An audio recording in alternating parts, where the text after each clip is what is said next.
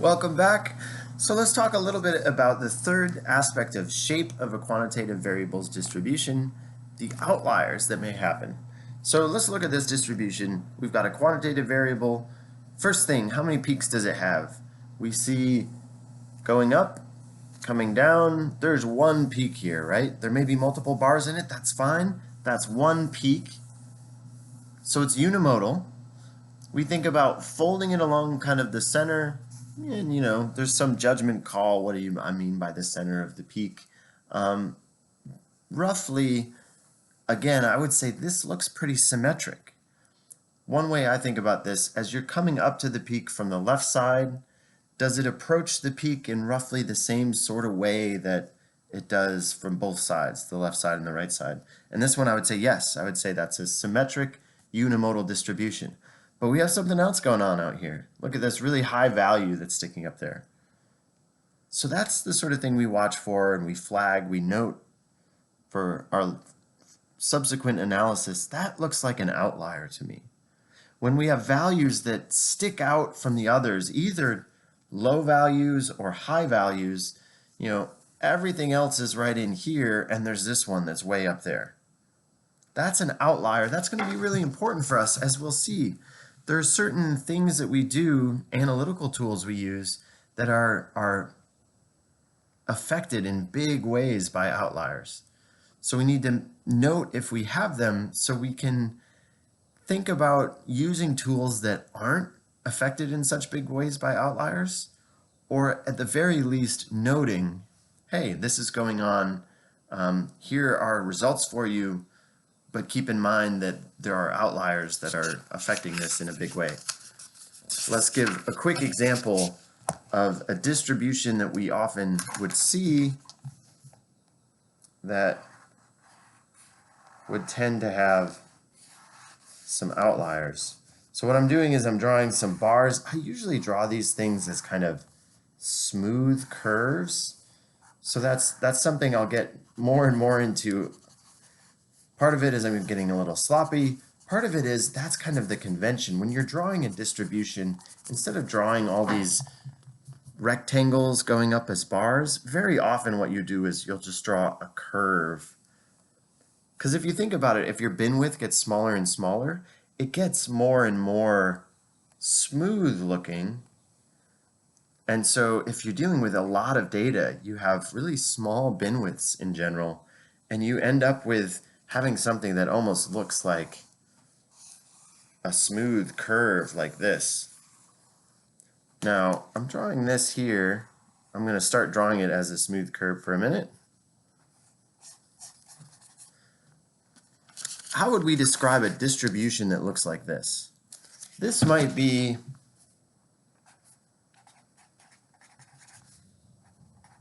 income of people in the Commonwealth of Kentucky, right? So we have quite a few people who are, well, we've got the median income, I don't know, $45,000 per household or something along those lines. I'm not a labor economist, so don't hold me to that number. Whatever that number is, there is a median household income, and that's going to be, somewhere near this peak. And then we've got people who are making twice that, 90,000. We've got people who are making even twice that, 180,000, right? There's some people making big bucks. And so we've got this long tail out to the right if we're thinking about income. Is this symmetric or skewed? Well, if this were going to be symmetric, it would mean we would need to have a tail like that going off this way as well. We don't see that. We see it trail off really quickly right around zero. Why is that? Well, most people don't make negative money. Even if you're not working, you're not making negative money. If you're running a business and you're losing money, that may show up as negative money in various ways on various income tax forms and such. But if you're losing money over a long period of time, we have the bankruptcy system that kind of chops off this tail. We don't want people making negative money. We don't want that to be a long-term thing. So we really do have a skewed distribution. It's not symmetric. It's unimodal with one peak, But if we folded it, we would see there's much more going on off to the right. There's a right tail to it, so it's skewed right. Unimodal.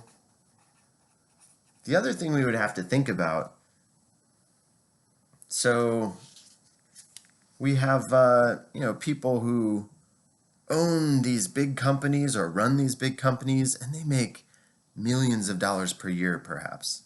Now on the scale I was talking, we have people over here making over 100,000 a year, fine, maybe up to 200,000 or something. But to get millions, we need to have other papers over here, right? We need to have observations that go way over. So those would be outliers. Those are things we're looking for if we're thinking it's something like income or wealth.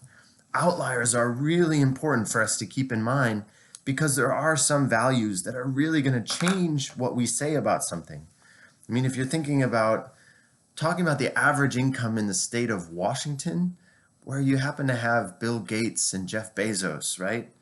Billionaires who, if you're talking about the average wealth of someone in Washington, those billions of dollars spread over the millions of people in Washington would actually amount to thousands of dollars per person, higher average wealth for everyone because of those couple billionaires who call Washington home.